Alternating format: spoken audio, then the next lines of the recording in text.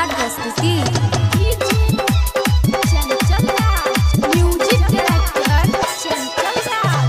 निरमली से लब दे हमरा कहवर गे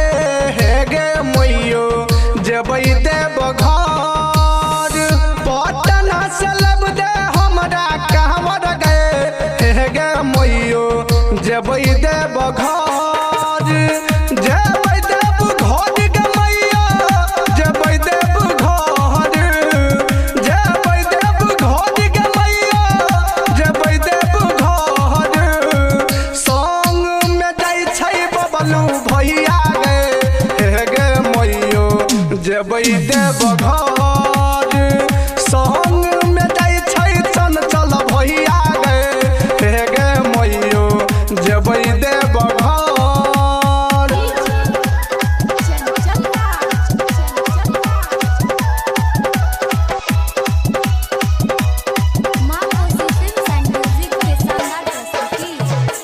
बीनक जितेंद्र देखी उठा लेलकै कहबर आज के देखी के मम्मी बैठ गेलै पावर आ संग में जेतै छोटू भैया गे गे मम्मी जबै देव घर संग में जेतै बबलू भैया गे गे मम्मी जबै देव घर। जबै देव घर गे मैया जबै देव घर जबै देव घर गे मम्मी जबै देव घर संग में जेतै आज भैया गे गे मम्मी जबै देव घर संग में जेतै जितेंद्र भैया गे गे मम्मी जबै देव घर।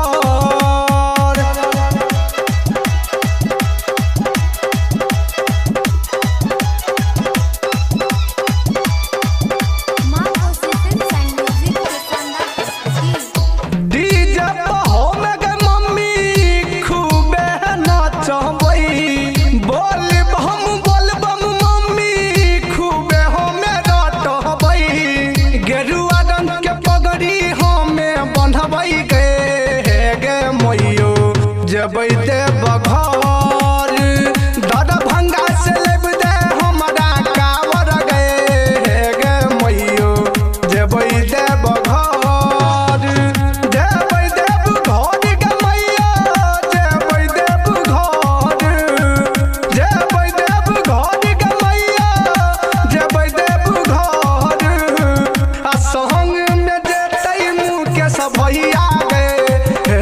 मैयो जबै देव घर संग में जेतै शिबू भैया गे मैयो जबै देव घर।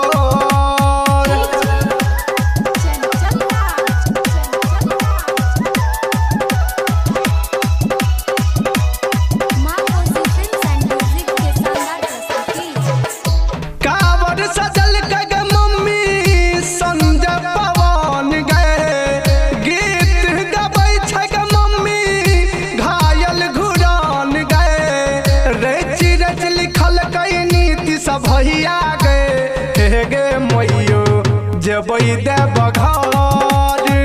निरमली से लेब दे हमरा कावर गे मैयो जबै देव घर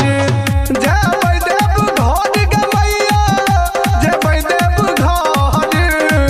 जबै देव घर गे मैया